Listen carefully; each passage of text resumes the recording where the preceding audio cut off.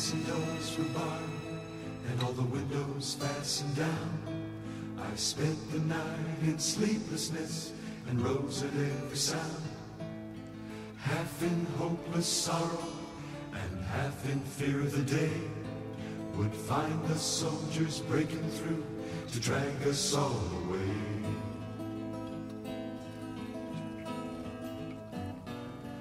Just before the sunrise, I heard something at the wall. The gate began to rattle and a voice began to call. I hurried to the window, looked down into the street, expecting swords and torches and the sound of soldiers' feet. There was no one there but Mary, and so I went down to let her in. John stood there beside me as she told us where she'd been. She said, they moved him in the night, and none of us knows where. The stones rolled away, and now his body isn't there. Both ran toward the garden, then John ran on ahead. We found the stone and the empty tomb just the way that Mary said. But the winding sheet they wrapped him in was just an empty sham.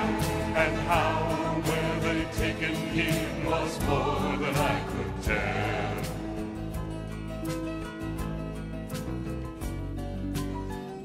Well, something strange had happened there. Just what, I didn't know.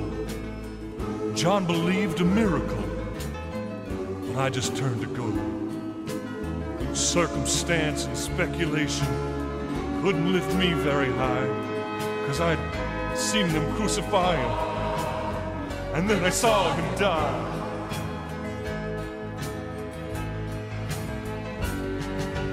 Back inside the house again, the guilt and anguish came.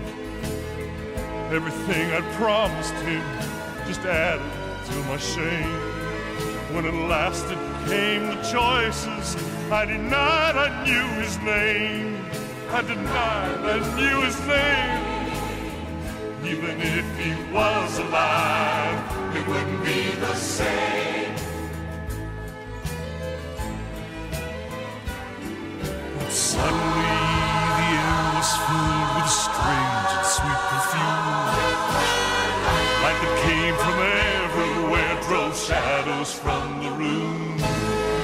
Jesus stood before me with his arms held open wide, and I fell down on my knees and just clung to him and cried.